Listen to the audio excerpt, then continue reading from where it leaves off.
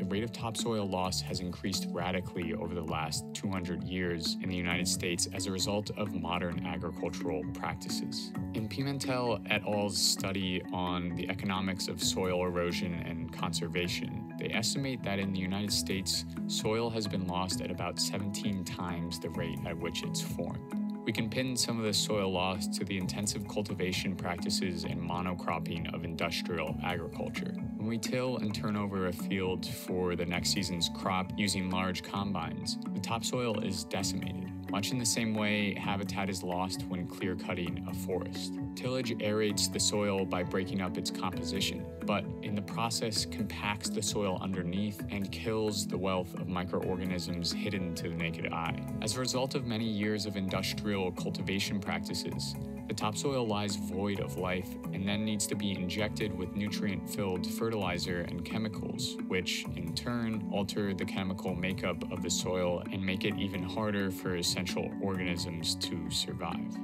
In short, cultivating the soil always results in the decline of its fertility and health. And the continual use of intensive cultivation over the last century has left the United States with a looming soil crisis. This means that when we continually abuse soil structure and quality to pump out massive amounts of corn and soybeans, we are making it harder to grow nutrient-dense food in the future. When we consider the long-term negative effects of those practices and the fact that our food system now relies heavily on just a few crops, the positives of supposed abundance merely seem like a flimsy patch for a leaking ship.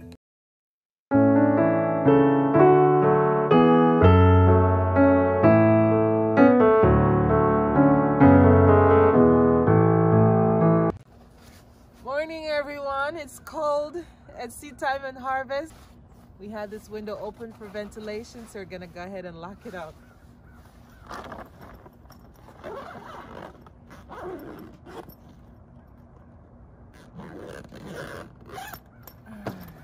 We're getting ready to transplant some items from our garden for Sister Diaz. I have some dirt here. Gonna go ahead and fill the pots. The good thing about Florida is it will start out at 30-something degrees in the morning, but then by noon it'll be 60, 70 degrees. So it's gonna be cool all day, so it's a good day to transplant.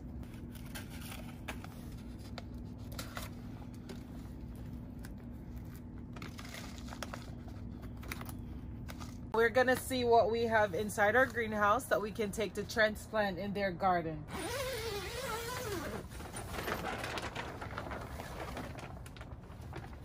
We have a tray with collards, some kale that we started a couple weeks ago. We're getting ready to transplant some green onions. Whenever we have a garden, it's always good to get things that people can use to make a complete meal. So we have some greens. We're gonna get the green onions transplanted right now.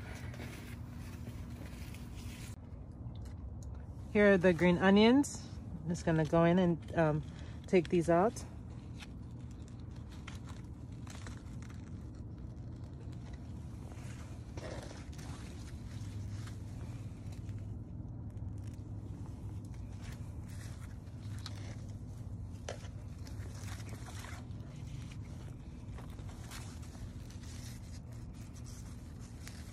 We're gonna transplant them individually.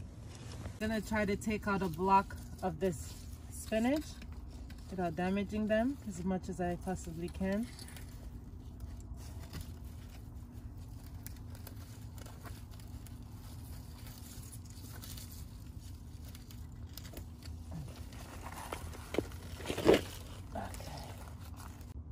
From this bed also, I'm gonna take out some lettuce.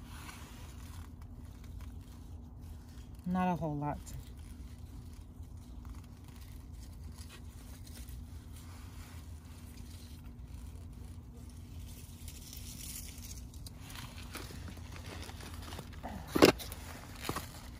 When we started garlic, I didn't think the entire bulb or the entire head was gonna grow. So I dropped them on the floor and I'm just noticing that they started to grow. These are the little garlic buds. What I do is I get the whole head of garlic and I submerge it in some water until I start to see roots. And the ones that form roots, I take them out and I put them in the ground. But these didn't have roots, but now I see that they are establishing roots.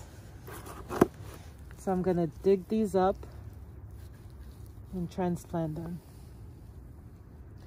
You can see it already has a lot of roots coming out. And there's a worm in there too, which is good.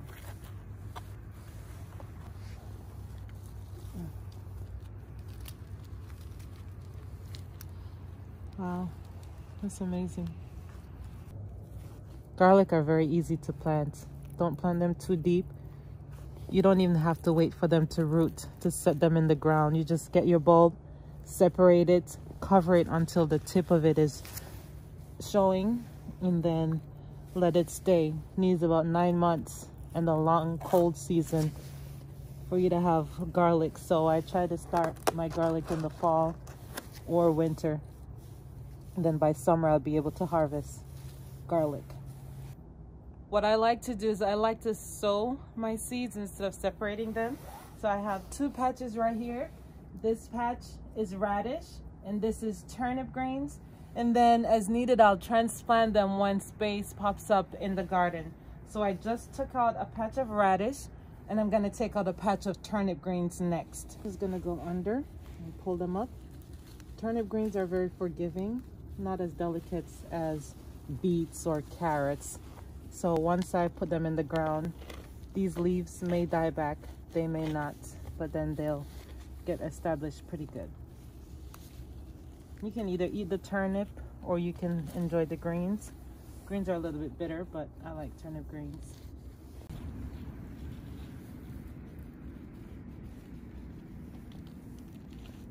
Don't want to give it a weed.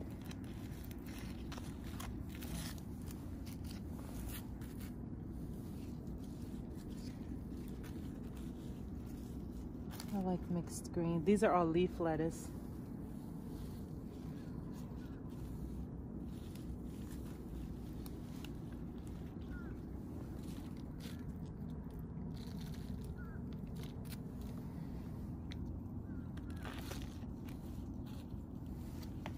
These plants will now be taken to their new home.